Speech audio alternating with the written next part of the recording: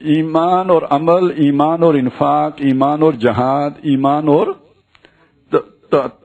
تواصی بالحق و تواصی بالصبر، اور ایمان اور امر بالمعروف اور نہی عن المنکر. ٹھیک ہو گیا. اور یہ تو حضور نے حدیث میں بھی اس کا اسی طرح جوڑا رکھا ہے کہ ذالک اضعف الایمان. تو گویا یہ بھی ایک جوڑا ہے.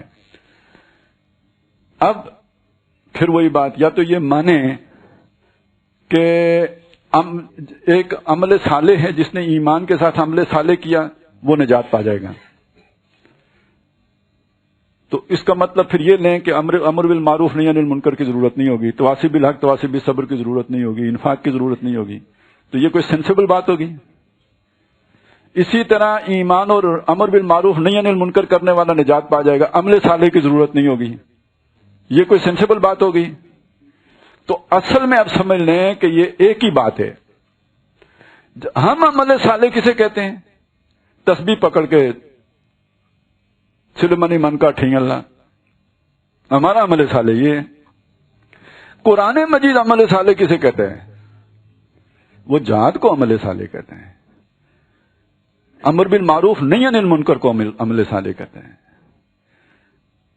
اور اگر یہاں پہ ایمان، عمل صالح، تواصی بالحق اور تواصی بالصبر کو علیحدہ لے کے آئے ہیں، تو جن جگہوں پہ ایمان کے ساتھ صرف عمل صالح کا ذکر ہے، کیا اس میں تواصی بالحق اور تواصی بالصبر شامل نہیں ہے؟ تو جہاں قرآن مجید ایمان اور عمل صالح کہتا ہے تو وہاں وہ کہہ رہا ہوتا ہے کہ امر بالمعروف نہی عن المنکر کرو، وہاں کہہ رہا ہوتا ہے تواصی بالحق کرو، وہاں وہ کہہ رہا ہوتا ہے تواصی بالصبر کرو، وہاں کہہ رہا ہوتا ہے اللہ کی راہ میں اپنا سب کچھ لٹاؤ. عمل صالح کا یہ مطلب ہے. اور یہ اگر تم کر لو تو خلافت کا انعام تمہیں مل جائے گا. وعد اللہ الذین آمنوا منکم وعملوا الصالحات لیستخلفنہم فی الارض. اب عمل الصالحات کا لوگوں نے مطلب نمازیں لے لیا، یہ غلطی ہے نا. آپ کو یاد ہو تو ڈاکٹر صاحب اس کا ترجمہ کا عمل صالح کا حق ادا کرو، تو وہ حق میں پھر جہاد اور قتال اور یہ سارا کچھ آ جائے گا. یہ سب عمل ہیں. تو عمل صالح در حقیقت اس پورے پیکج کا نام ہے، اور اس کا جسے ہم کہتے ہیں فرائض دینی کا جامع تصور، فرائض دینی کا جامع تصور، وہ ذہن میں رکھیں. تو وہ ہے در حقیقت عمل صالح. فرائض دینی کے جامع تصور میں سب سے پہلا درجہ کہہ لیں، پہلی منزل کہہ لیں، وہ پوری زندگی میں اللہ کا بندہ بننا ہے، اللہ کے کسی حکم کو توڑا نہ گیا ہو. ادخلوا فی السلم کافہ، اسلام میں پورے کے پورے داخل ہو جاؤ.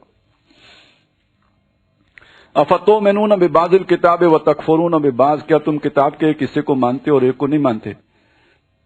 یعنی آدھے پر عمل کرتے ہو، آدھے پہ عمل نہیں کرتے. فما جزاء من یفعل ذلک منکم الا خزی فی الحیاۃ الدنیا ویوم القیامۃ یردون الی اشد العذاب وما اللہ بغافل عما تعملون.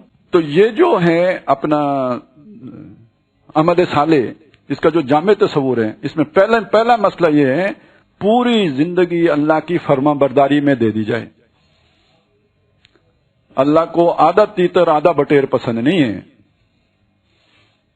یک رنگی چاہیے. صبغۃ اللہ ومن اکثر من اللہ صبغہ ونحن لہ مسلمون ونحن لہ مخلصون ونحن لہ عابدون. تو یہ مطلوب ہے، یہ چاہیے. سبحان اللہ والحمد